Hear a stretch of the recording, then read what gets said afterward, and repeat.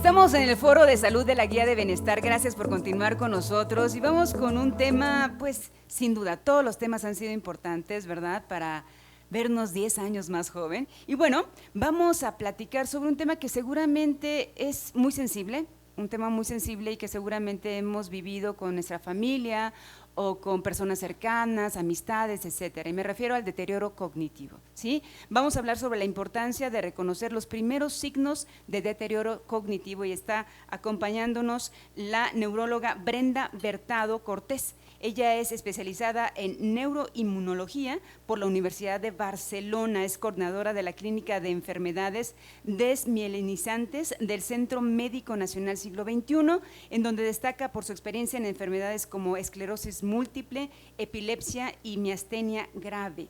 Gracias, doctora, por estar aquí y platicarnos de un tema muy, muy sensible y además muy importante, que es esto del reconocimiento de los primeros signos, ¿verdad?, del deterioro cognitivo. ¿Qué significa, doctora, tener una buena salud cerebral y por qué es clave en nuestro bienestar general? Gracias, buenos días.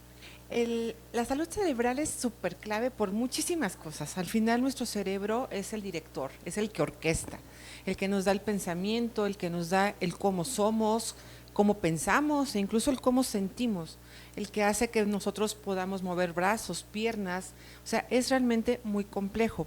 El cuidar nosotros la salud cerebral va más allá a lo mejor solo de tomar una pastilla. O sea, la salud cerebral tiene mucho que ver con lo que comemos, con la alimentación, tiene mucho que ver con cuidar factores de nuestro día a día, cómo evitar el tabaquismo, como el tener una buena higiene de sueño, por ejemplo, es otra forma de cuidar nosotros a nuestro cerebro. El cuidar también o protegernos de algunas enfermedades neurodegenerativas como la diabetes, como la hipertensión. Es decir, el cerebro está en el centro de muchísimas cosas. Digo, claro que todos los órganos son importantes, cardio, intestino, pero el cerebro tiene funciones muy, muy finitas. Nosotros tenemos que cuidar nuestra salud cerebral para preservar justo esas funciones y es donde entra la cognición. La cognición hay que entenderla como un complejo de funciones, por ejemplo, memoria a corto plazo, memoria a largo plazo, el cómo yo pienso, el cómo elaboro, el cómo imagino, el cómo calculo, el cómo recuerdo. O sea, realmente las funciones cognitivas son muy amplias, incluso el lenguaje. El lenguaje también es una función cognitiva.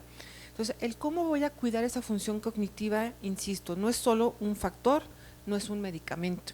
Es un estilo de vida realmente, el que nosotros podamos tener un cuidado de nuestra salud cerebral. Sin duda, importantísimo, importantísimo.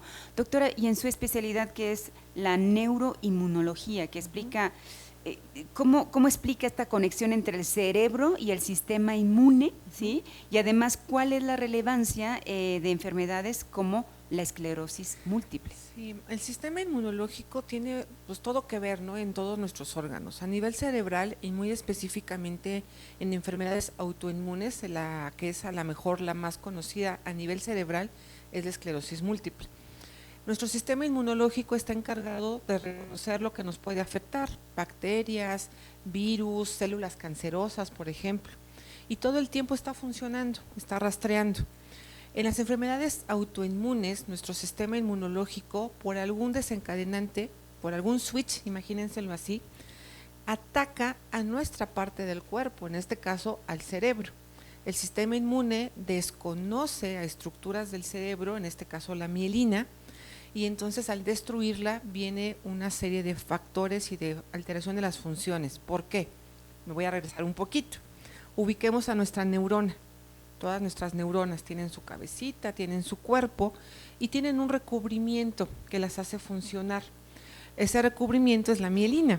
Entonces, si el sistema autoinmune lo que hace es equivocarse y atacar esa mielina, que es como nuestra vía, es como lo que nos conecta con todas las funciones, entonces imaginémoslo, por ponerlo en un ejemplo así muy casual, como que es una calle parchada, una calle que tiene baches, donde en esos baches, justo porque se afectó por el sistema inmune, estos baches lo que provocan es que la información, en lugar de ir transitando en forma parejita, bonita, se pierde en esos lugares que la mielina la comieron, por poner esa palabra, ¿no? Hay un bache. Es una destrucción, exactamente. Entonces el sistema inmune tiene todo que ver, porque si está actuando mal, en forma equivocada, está dañando a la mielina.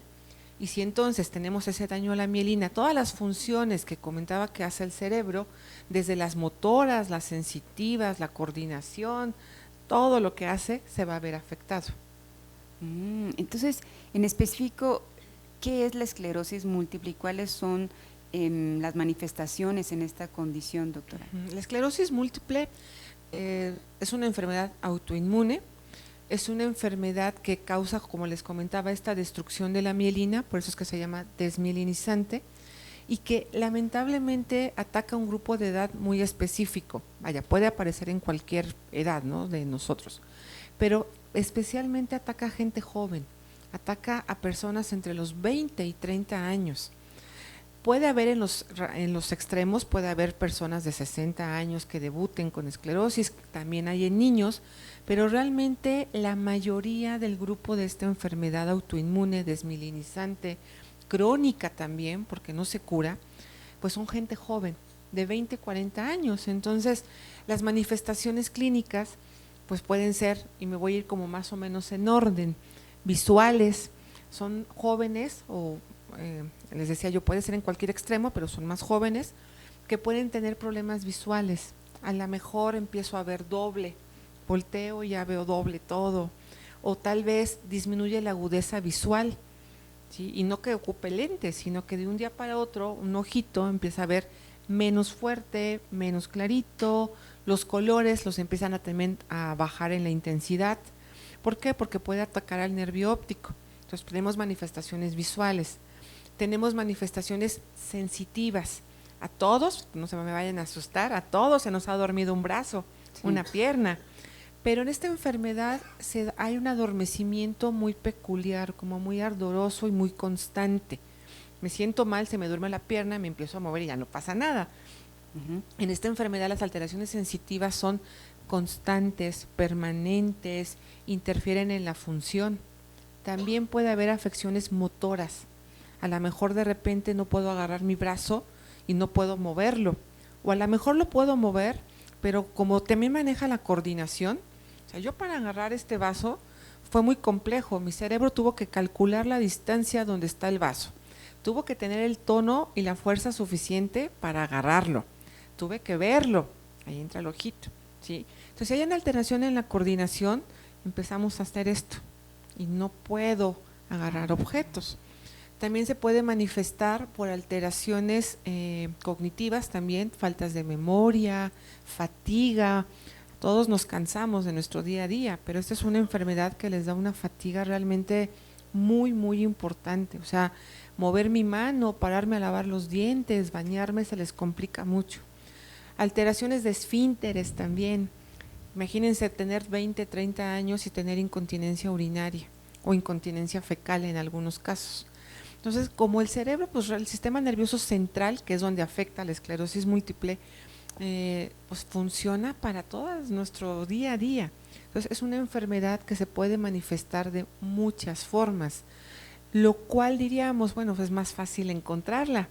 Pues no, desgraciadamente a veces son síntomas tan sutiles, que pueden pasar desapercibidos, que es una enfermedad que a veces se tarda en hacer un diagnóstico correcto, porque como abarca tantas cosas, a veces nuestros pacientes van primero al oftalmólogo, porque es muy lógico, si yo veo borroso, pues yo voy con un oftalmólogo y no está mal, pero a veces ahí empieza el diagnóstico, o a lo mejor si tengo dolor, no puedo mover la pierna, pues a lo mejor voy con el ortopedista, tampoco está mal, ¿sí? Pero a veces justo por eso tarda mucho el diagnóstico de estas enfermedades.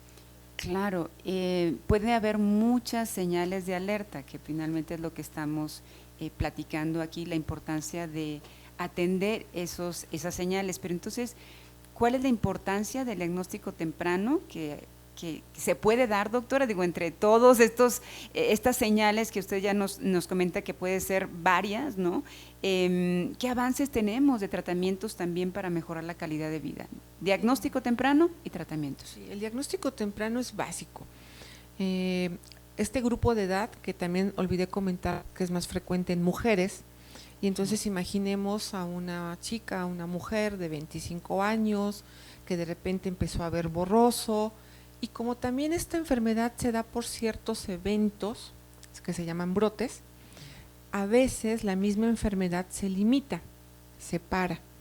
Y entonces ya cuando van al doctor, ¿qué pasa? Pues ya llegan viendo bien, o a lo mejor hasta ya ni les sienten adormecido el brazo. Entonces a veces es muy común que llegan con algún médico, a lo mejor general, o algún médico, vaya, de otra especialidad, y pues no estamos encontrando un dato objetivo. Entonces, lamentablemente, a veces es mucho el diagnóstico de exceso de estrés, y como somos mujeres, de repente, lamentablemente, escucho unos comentarios feos, la verdad, el de te falta novio, Claro. ¿sí? O el de te tienes que dormir mejor, relajar. O sea, realmente el diagnóstico oportuno o temprano sí tarda, y eso es muy lamentable porque entonces la enfermedad va avanzando, va progresando. Esos baches que les comentaba o esa alteración en la mielina se va acumulando conforme pasa el tiempo. Y si bien esta es una enfermedad que lamentablemente no se cura, si se detecta a tiempo, pues tengo menos baches, tengo menos hoyos, tengo menos carencia de mielina. Entonces el diagnóstico oportuno sin duda es súper importante. El poderlo diagnosticar por lo menos en los primeros 2 años de la enfermedad es básico. Hay tratamientos, es una enfermedad que si bien lamentablemente al momento de hoy, como otras enfermedades autoinmunes, no se cura, pero es una enfermedad que tiene hoy día muchos tratamientos. Es una enfermedad que a lo mejor si hubiéramos tenido esta entrevista hace 10 años, hace 20 años, pues el arsenal terapéutico era muy pobre. Realmente en los últimos años se ha hecho mucho avance en investigación y en medicamentos que puedan aportar no solo parar la enfermedad, sino manejarles mucho o mejorarles mucho la calidad de vida. Hoy tenemos tratamientos que pueden ser tomados, que pueden ser inyectados, como la insulina, subcutáneos, que pueden ser inyectados intravenosos. Tenemos tratamientos también hoy en día que se toman todos los días, así como tomar un medicamento para la presión o para la diabetes, pues también tomar todos los días un medicamento. Hay medicamentos, ya hoy ha avanzado muchísimo, medicamentos que son intravenosos mensualmente. Hay medicamentos hoy en día que son fabulosos porque aparte de la vía de administración, que es oral, no es lo mismo estarse inyectando todos los días. Imagínense a alguien de 25, 30, bueno, a cualquier edad, ¿no? Estarse poniendo algún tratamiento, el poderlo tomar y que a lo mejor sean muy poquitos días. Hoy en día hay tratamientos que se toman 5 días en un mes, 5 días otro mes, y se olvidan todo un año hasta el siguiente año. Y después se olvidan otros como 2, 3 años. O sea, ha cambiado mucho de estar en tratamientos crónicos, diarios, invasivos, a hoy tener tratamientos que son orales, que son tratamientos muy amables para esta enfermedad. Obviamente hay muchos tratamientos, así como hay muchos pacientes, es decir, no hay un tratamiento como estándar para todos, no es como un antibiótico o un procedimiento quirúrgico, ¿no? Que bueno, apéndice me lo quitan y es igual para todos.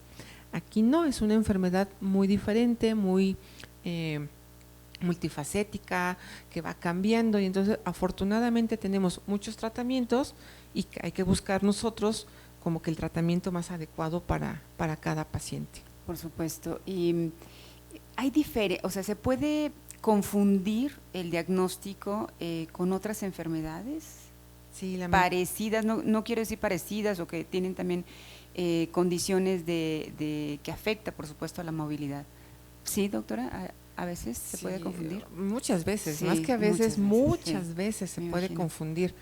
Realmente como las manifestaciones son tan diversas, se puede confundir con, les digo, desde trastornos psiquiátricos incluso, o sea, no está pasando nada, ansiedad, depresión, y no es que haya un fallo como tal médico, en el sentido de que son enfermedades muy complejas, afortunadamente no tan frecuentes, no se asusten, Sí. no son tan frecuentes, pero sí hay muchas caras de esta enfermedad, hay muchas formas de manifestarse y se puede confundir a lo mejor con artritis reumatoide, con lupus, con hernias discales que a veces se operan, con trastornos oftalmológicos, o sea, realmente es muy, muy amplio. Por eso es que el diagnóstico sí tiene que ser como muy orientado.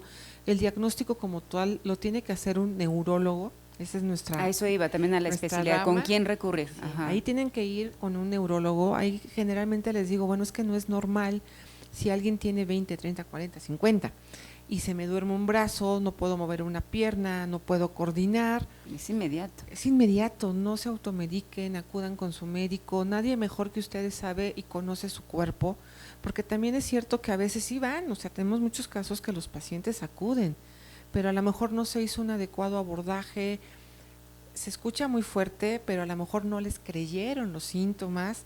Entonces hay que escuchar a nuestro cuerpo, o sea, si algo anda mal hay que estar investigando. Esto es de la rama de la neurología, ¿sí? Hay que hacer estudios especiales, tienen que tener una valoración por un neurólogo, si es posible incluso que sea especialista en enfermedades desmielinizantes todavía mejor, ¿sí? Para tener como una mayor certeza diagnóstica, pero en verdad escuchen a su cuerpo, es la mejor forma en la que ustedes pueden darle ese seguimiento. Sin duda, estar en plena conciencia. Doctora, ¿qué papel juegan la comunidad y los grupos de apoyo, estas redes de apoyo para personas con esta condición? Y me gustaría, bueno, ahorita le pregunto otra cosa para ir cerrando, pero primero, ¿qué papel juegan? Es un gran aporte, es un gran sostén, yo diría que esa es la palabra, la mejor clave, porque este tipo de enfermedades que son raras, nos pasa a la mayoría, a lo mejor nos hacen un diagnóstico y hoy con tanta información que hay en redes, en internet, pues generalmente lo que hacemos es irnos a googlear, ¿no? Al doctor Google, a ver qué me dice. Y entonces no está mal, hay que investigar, o sea, está bien, pero también hay que tener cuidado con la información. Entonces, realmente las asociaciones los ayudan mucho en tener este apoyo durante la enfermedad. Claro que es un duelo, como cualquier otra enfermedad, es un duelo de perder la salud. Hay problemas también emocionales, de adaptación, psiquiátricos, en el sentido de que puede haber depresión. Y los grupos de apoyo, un buen grupo de apoyo, nos puede dar ese sostén, el reflejarnos en que no somos los únicos, que no están solos, les pueden dar orientaciones, les pueden dar una guía, un buen grupo de apoyo. Lamentablemente, como todo en la vida, hay cosas buenas, cosas malas, pero un grupo de apoyo que sea muy bueno les va a dar ese sostén y les va a dar esa facilidad a lo mejor de comprender la enfermedad, y no solo en esclerosis, ¿no? Sino en muchas enfermedades hay grupos de apoyo que, bueno, si están bien validados, bien formados, creo que pueden ser de mucha utilidad. Sin duda. Para ir cerrando, doctor, antes de las preguntas, ¿qué mensaje, qué palabras le pudiera dar a las personas que nos pueden estar viendo después de esta sesión presencial, que padecen esta enfermedad, que tienen esta condición? ¿Qué mensaje les podría dar? Y por supuesto también a quienes buscan cuidar la salud cerebral. Y yo diría, le agregamos a los cuidadores, ¿no? Importantísimo, a las personas que están cuidando a este tipo de personas con esta condición. Súper importante esto de los cuidadores, porque les insisto, es una enfermedad de gente joven. Entonces muchas veces nosotros vemos claro al paciente, pero también viene acompañado de los papás. Son de 20, 30 años, entonces también tenemos mucho contacto con los papás, con la pareja del paciente, que se vuelven cuidadores, que se vuelven parte importantísima del manejo de estos pacientes. La intención es que esta enfermedad no llegue a condicionarles una discapacidad y que no llegue a alterarles en su función de vida y su calidad de vida. Es decir, que no necesariamente necesiten un cuidador, ¿ok? O sea, es lo ideal, ¿no? Que hagan su vida, su día a día y que no ocupen un cuidador, eso es lo ideal.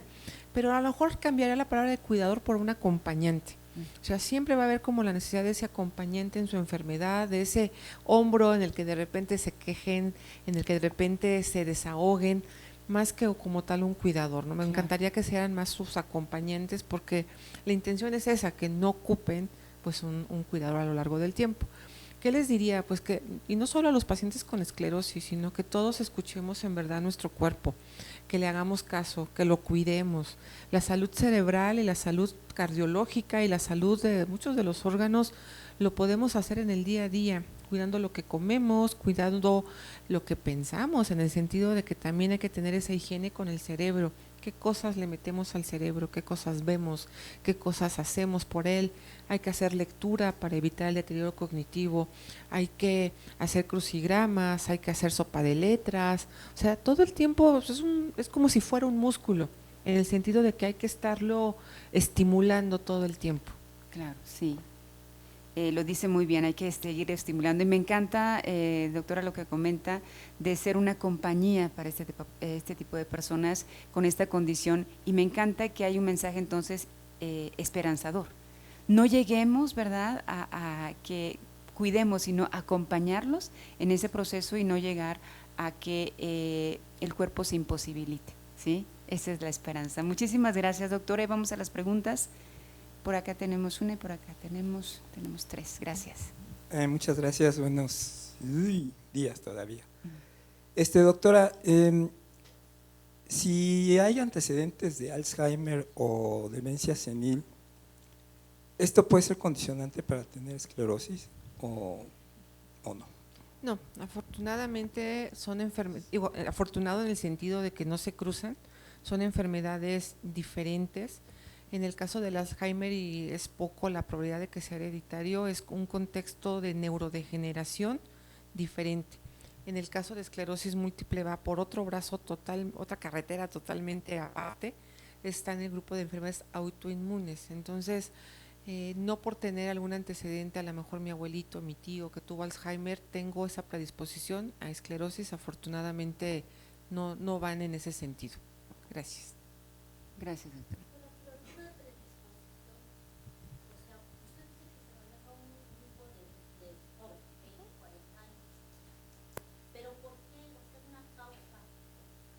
Esa es muy buena y esa ha sido como la pregunta durante muchísimos años, y no solo de la esclerosis múltiple, sino de las enfermedades autoinmunes en general.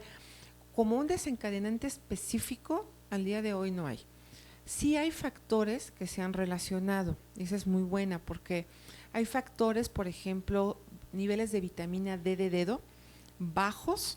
En general a las enfermedades autoinmunes sí puede haber cierta predisposición, pero en general. También se habla de que infecciones virales, principalmente en la infancia, también puede ser un desencadenante, pero entra mucho pues el día a día, ¿no? ¿Cuántos de nosotros hemos tenido varicela, sarampión, rubiola y no tenemos esta enfermedad? Por eso es que son como factores. Otro factor del que también se habla es la obesidad en la infancia o en algún punto de la vida, porque al final la obesidad es un proceso inflamatorio y esta es una enfermedad inflamatoria. Entonces ya llevamos vitamina D, virales, inflamación, tabaquismo. Ese también es un factor bien importante para esclerosis. Se ha visto y hay muchos estudios, no lo desencadena obviamente, pero sí hay mucho estudio en el que se comprueba que hay más factibilidad de desarrollarla junto con todos los otros factores, y que si además el paciente ya tiene esclerosis múltiple y fuma, la velocidad en la que va a llegar a un deterioro físico va a ser mucho más rápida. Entonces realmente en consulta nosotros insistimos mucho siempre con nuestros pacientes de por favor no fumen.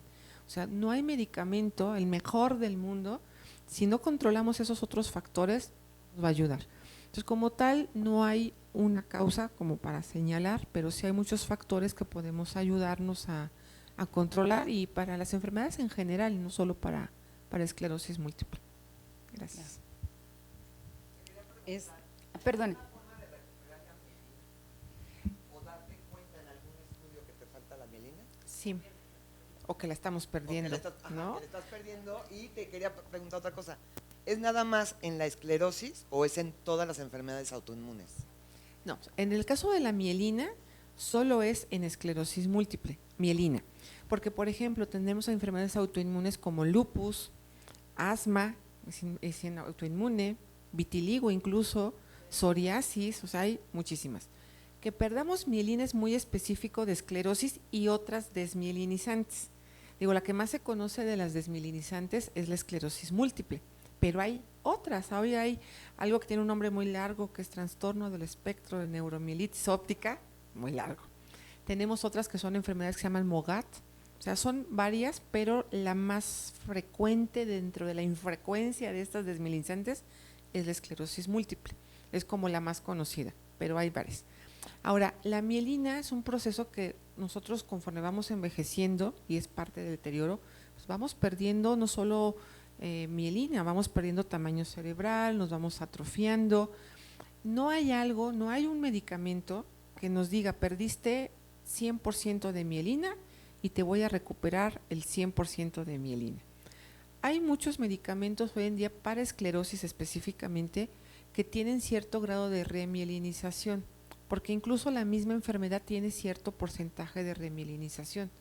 El problema aquí es que se pierde en unas cantidades, voy a decirlo así, mucho más rápido y mucho más que lo que podríamos recuperar. O sea, no hay forma al momento de que yo eso que perdí llegue y lo tape como con otra cosa. O sea, ese es uno de los grandes focos, a lo mejor también de investigación. O sea, al final, ¿qué tratamos o qué se trata a nivel mundial? Pues que no la tengamos, ¿no? De prevenir, ojalá y en un futuro nos toque, me toque ver una vacuna, algo. Pero bueno, en ese proceso también se investiga mucho qué cosas pueden remielinizar. Y sí hay varios medicamentos que tienen un porcentaje, pero todavía no nos alcanza.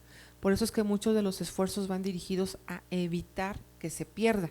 Y para eso sirven los medicamentos. Para hacer la mayor parte de los medicamentos son o inmunomoduladores, es decir, que paran ese ataque, o inmunosupresores, que lo matan, que lo hacen a costa de quitar las células que están afectando la mielina.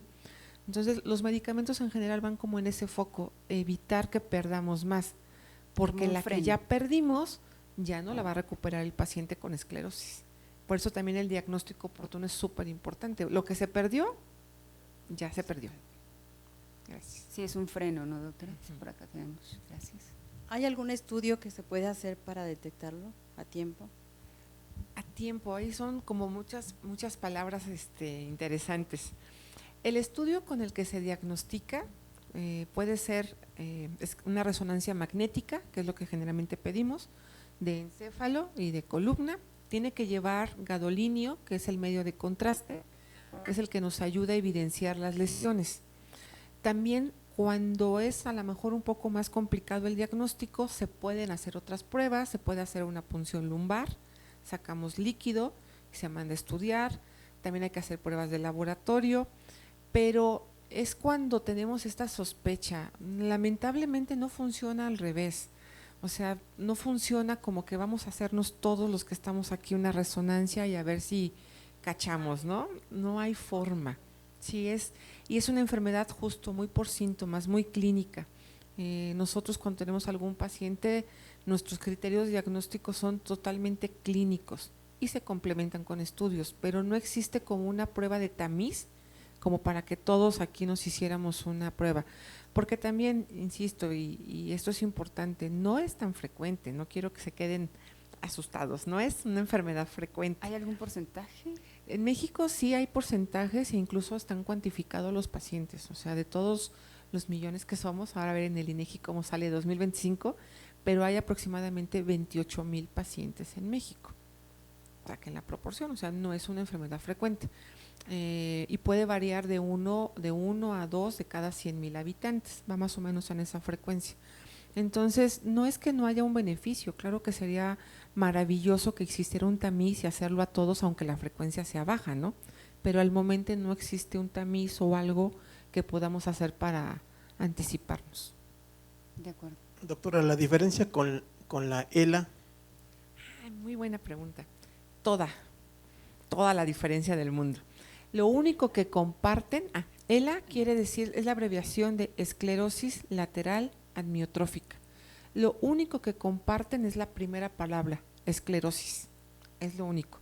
Y esclerosis, lo que quiere decir la palabra es endurecimiento, como un tejido que se endurece. Por ejemplo, a lo mejor algunos de ustedes les han hecho una resonancia, un estudio de columna y les reportan esclerosis facetaria, por ejemplo.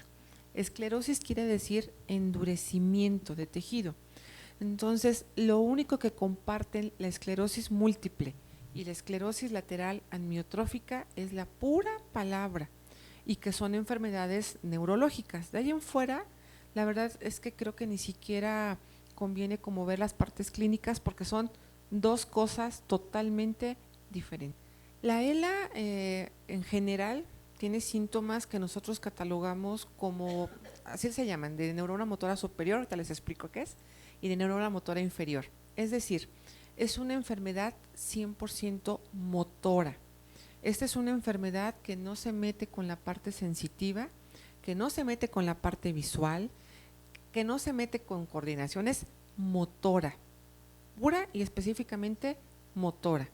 Pero puede dar datos de afección, por ejemplo, que el músculo, como es motor, no lo estoy usando, se empieza a atrofiar, se empieza a adelgazar. ¿Por qué es tan discapacitante y desgraciadamente mortal la ELA? Porque de esta no hay un tratamiento. Y entonces, como los músculos se van atrofiando, van dejando de funcionar, pues nosotros, todo es con músculo. Yo respiro porque mi caja torácica se mueve con los músculos. Entonces es una enfermedad que no tiene cura, que no hay tratamiento tampoco para pararla y que entonces puede llevar a lo largo de algunos años a perder la motilidad y entonces no puedo respirar porque no tengo esta capacidad, no puedo deglutir. O sea, lamentablemente es una enfermedad que tiene este deterioro crónico, largo, y esos serían los síntomas, esta parte motora. Claro, por eso de ahí la diferencia, ¿no? Qué buena pregunta para no mezclar ambos, no confundirla. Doctora, muchísimas gracias por la información de mucha utilidad y sin duda un tema muy sensible. La doctora Brenda Bertado, la despedimos con un fuerte aplauso. Muchísimas gracias. Gracias. Continuamos.